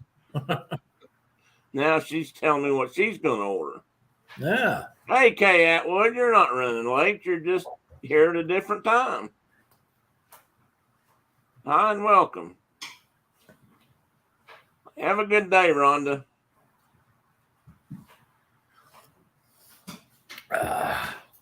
We won't be here too much longer.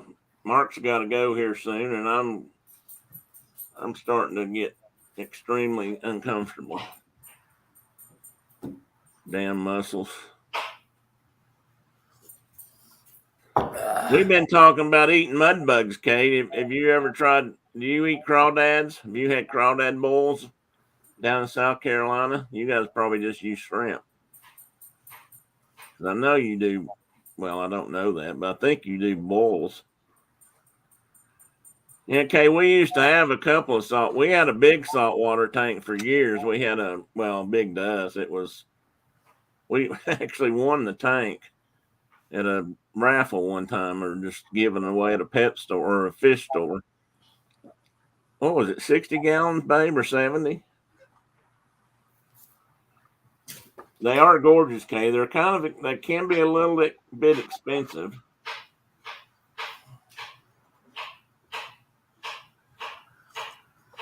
At least compared to freshwater. Brenda had a really nice freshwater tank too for a long time. Brenda was really good at growing plants in her aquarium.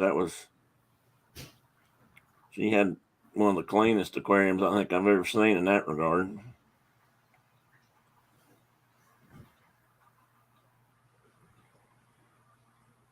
Okay, well, I got to think about that. You guys probably do use more shrimp over your way, at least your part of the state.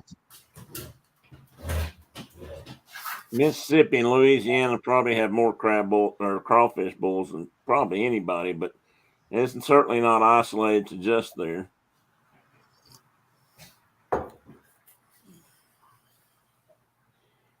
I saw something too. I read something yesterday. I was looking it up about if people were raising them, I guess, in ponds, and they were showing them releasing females with egg clusters on them. Yeah, I think there's quite a industry for pond. I don't know how they keep them there though, because they'll have big migrations of them in like Louisiana and places where like all of them will get up and just go on a walkabout. That's true. That would be kind of hard to keep them. I just wonder how they. And maybe they're good if you got a big enough facility for them, or maybe they're using raceways and things just like fisheries. But quit, Boudreaux quit it. Well, you guys apparently have something called the devil crayfish. Who does? You? We do. I'm reading this. I think this is Wyoming. And you've got a Palouse. Yeah. Oh, hang on a minute. Palouse. Pilose. Oh, yeah. Palouse. I don't know. How do you say it out there? I don't know. I've never said that word before. Oh. The devil crayfish are in the eastern part of the state, looks like. And you got a ringed crayfish. Again, that shows eastern. They don't, apparently, your former agency doesn't realize you have crayfish out in your house. That's fine. The closest. I'm okay with people not knowing they're here. What county are you in out there? Lincoln. Well, they do show some in Lincoln. The Uintah County has huge ones too. Yeah, they show that, and then up north somewhere here, I don't know what. North of you away is Teton County's got them. Yeah, and that's where the Rusties were at, the illegally introduced ones.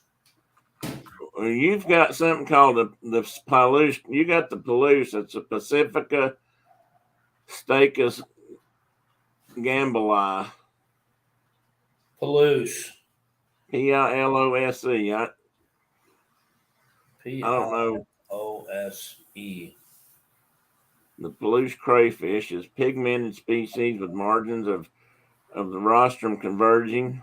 The species is native in western United States, from California to Montana and Wyoming to Oregon.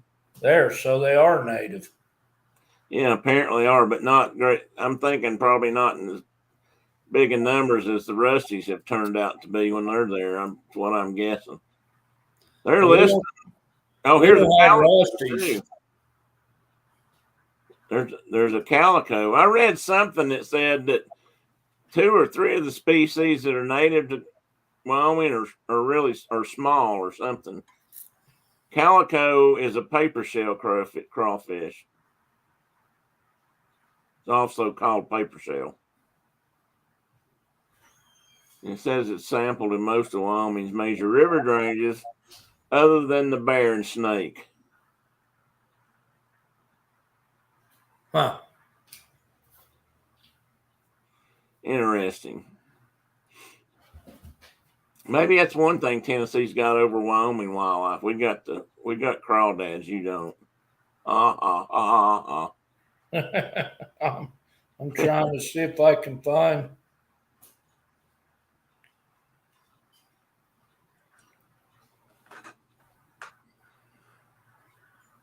I don't know if I sent you a photo, if you could use it or not. You send it to me via email, I can. Let me see if I can do that. I bet I can figure it out. I bet you can if you try. Let's see here. Oh, here's a Palouse. Let me see if I can open this up. I just sent you a picture. I don't know how long it takes to get there. It's a long way between here and Wyoming. Unless you put it on Pony Express. A week or 10 days. A week or 10 days. Okay, how do I get back there?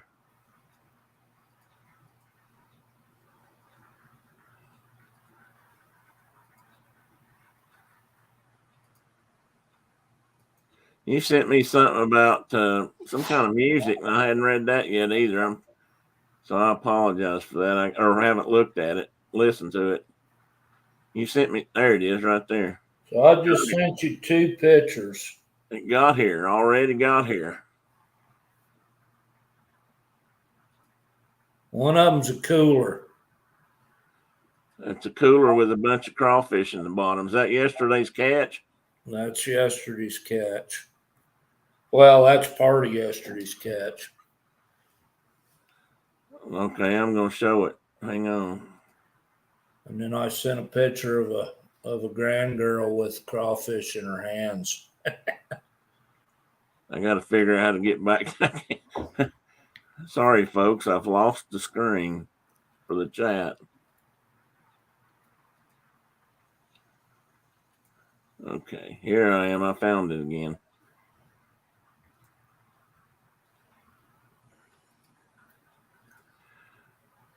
That's the box full that Mark caught yesterday, or some of them anyway. I don't think I can make it bigger. That's just one trap, but That's one trap's worth. yeah. Those are pretty good size. I can tell by looking at the. Yeah, they're good. They're good sized crawfish. Yeah, they are.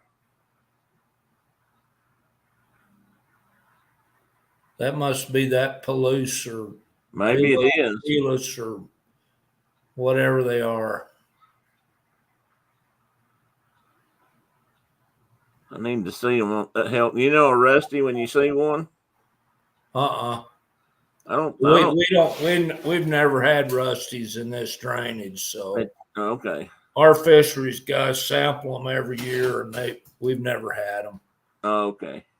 Because I don't see any there that look like they're up in the. I think they got illegally introduced to the Snake or somewhere, which is a entirely different drainage. Yeah. That goes to the Columbia eventually. We go to the Colorado.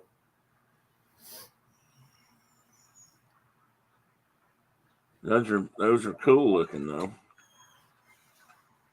Did you get that other photo? Oh, I don't know. Let me look. Let's see if I can. That man looks like he's having a good time. Yeah. I sure wish I had it shot and he had the feather up his tail. We'd both be tickled.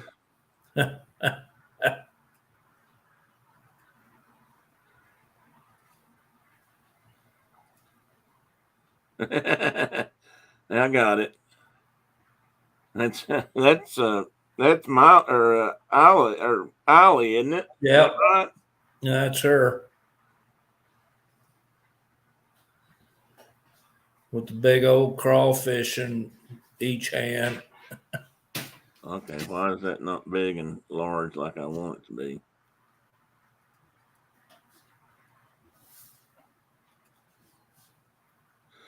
Okay, there we got it. Now I got her. Hang on. I swear you'd think I could make that just a little bit bigger.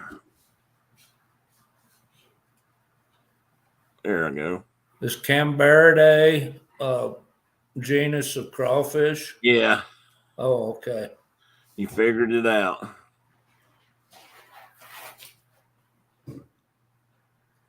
Crawfish I bear. thought you might eventually. Crawfish bear. Yeah. And there she is. And she's got two in her hands. She does. I You can't can see- tell with that expression on her face if the sun's in her eyes or if she ain't too sure about that. Mosquitoes were bad that day too. Oh, yeah. Are they still bad? Or have they gotten better? As I can see some on her. I don't know. I'll tell you something you and I might have to stop doing. They sprayed, but I don't know that Oh, they did okay. any good at all. Well, they've sprayed 3 times this summer, and I don't know if they've done any good, but we're going to have to stop doing what? Talking about mosquitoes because Brenda might not ever come out there if we don't. Well, they're only bad during the summer. Okay, just scrolled up to see the chat I missed. Let's see, definitely not having a guinea pig boiler. Oh, darn it, Carol. I didn't think you'd see that. Yeah, Carol, we took that to a dark place pretty quickly. Yeah, we did. But, Carol, in Peru, it's really a delicacy, guinea pig. And they live in their homes just like pets. And then they're like, okay, today, the Juan Pablo's getting harvested for eating today. Oh, no. Oh, me. We are awful bad about things like that. Okay, let me see if make sure I've got, there it is. Okay, feel good. Make sure I hadn't cut everybody off. Well, brother, what time does today's crab boil start? I think he's going to start cooking about noon. I don't know. I don't know if we're going to go there later or earlier or what. But Oh, so my wife's making tater salad. Oh boy! Now I provided crawfish. Hear that, Brenda? His wife's making him tater salad. Not me. I don't eat it, but you don't eat it. She's making it for the party. Is that because you don't like her tater salad, or you ain't never liked tater salad? I don't like anybody's tater salad, nor macaroni salad, nor none of them. I can get not liking macaroni salad. It took Brenda 40 years to get me to eat macaroni salad, but potato salad is one of my favoriteest things in the world. At least most, especially Brenda's. I have to say, I really like Brenda's. Well, Mom always made it, and Dad eats it a little bit, and we weren't huge tater salad eaters at the house, but tater salad eaters. Yeah, that's tater salad eaters from Southern Ohio. I just never did. Wasn't my forte. See, two things. I don't think I've ever met a tater I didn't like or an ear of corn I didn't much like. So now every other species of tater I just about can do.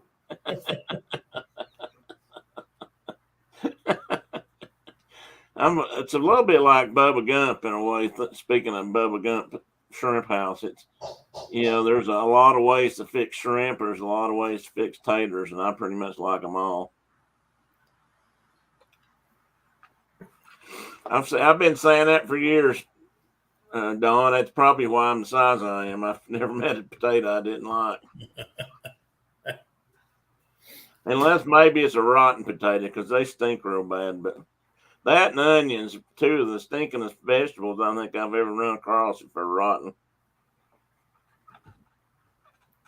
Yeah, yes, Tina, I have some Irish, a whole lot of Irish in me. Brenda asked if I ate taters, and I eat a lot of taters. Fried taters, taters au gratin. He's learned to fix potatoes. The Ken, oh crap, what's his name? Last name? Kent Rollins. Rollins way, yeah. He's become a tater gourmet. Chicken. Just made his fried chicken. Oh yeah, you did. I showed Brenda that. And I said, look here at this good looking chicken Mark's made. I said, I need to add a little more salt next time, but boy, was that tasty. What did you put anything on it, or is it just fried? Well, I used some of my sourdough starter as one of the batters. And, it was just regular fried chicken, except that I soaked it in some homemade buttermilk to start, with a little bit of baking powder in it, and then I dipped it in some sourdough starter and flour. Made a nice crust on it. I bet it did.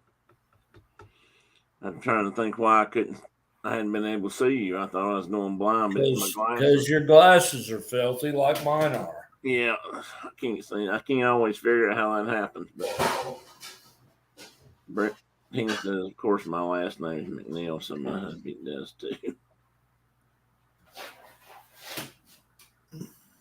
Oh, we're talking about Irish blood. Mike's got to go to the Costco. They got them in Canada? I guess they do. And notice he's not saying he's going. He's being dragged. Yeah, I agree with that. 100%.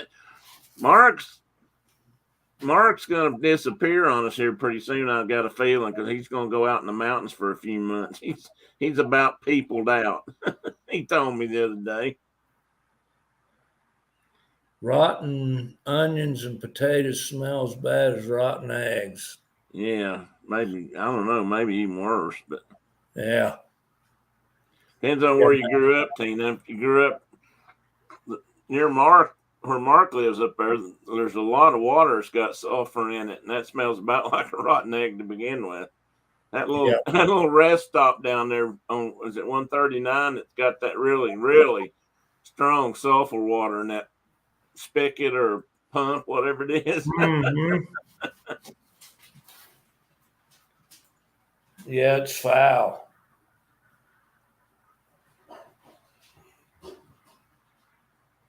Mike, you'll have to send me a t-shirt size if you want a Tennessee Crawdad t-shirt. I'm going to start looking.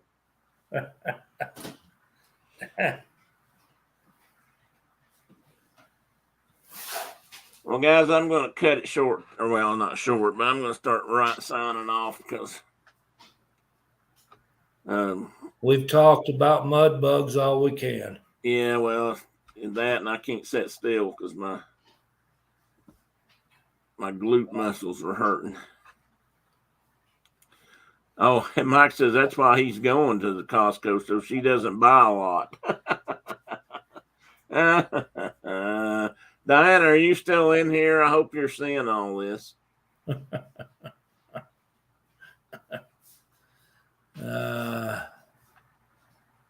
guys, I appreciate everybody being here today. Marcus, thank you for making it in. Yes, sir. Sorry I was late. It'll probably happen again. Oh, I was going to ask a question first before you left. Hang on a minute. Let me see if I can find it. What do you think about that? I was going to get an opinion. Tina's back in here so I can ask this. I've got a story idea here. Maybe I shouldn't tell this online. People might steal the idea from me. Anyway, I had a nice story idea the other day for think squirrel gangs here. With what? Yeah, I've had two bird feeders disappear this week. The squirrels have knocked them down and rolled them down to the woods. I was thinking that here's a story idea, and just close your eyes and think about this. Roving the neighborhood and stealing bird feeders at night. raiding the sunflower feeders during the day. In broad daylight, the brazen bushy-tailed mob rob and raid, stealing food from all the birds in the area. The bird response is a crack squad of commando birds must react and stop this. They must take the squirrels head on and put an end to this thievery. So I thought, they might call in a crack squad of Cooper's hawks or, commando birds like Cooper's hawk, maybe a kestrel or two. Not so much kestrels. Barred owls. Sharp shin. Yeah, barred owls could rule the night. And that they would guard and protect the local bird feeders. I'm trying to put that into a kid's story. The crack commandos. They might, Ian. That depends on how well Mark can draw squirrels with leather jackets. Because he's probably got to be my illustrator. I want you to hear that. I can do it. And I've got some other soggy moccasin stories to run by you too. We got to talk about this. So you got to get a day off and put me on your schedule. Owls would catch them at night. That's right, Tina. Owls could catch them at night and make sure they're not out there rolling. I have this vision of two squirrels riding a brown bird feeder down the hill like rolling a log. Walking on top of it. On top of the bird feeder. Rolling it right down into the woods so we can't find it. Okay, guys. Just want to run that by you real quick before we got going. I thought Tina at least would appreciate it. So see you guys. Thank you again. Love y'all. And if I see a hawk with a riot gear on, I don't know who did it. That's the start of movement, Ian. You may see them out in your neighborhood next. They go where they're needed. When they're called, they come. We'll probably have to have units in different parts of the country, though. Squirrels in red flannel. Yeah. Okay. Squirrels in red flannel, that would work. And hobnail boots.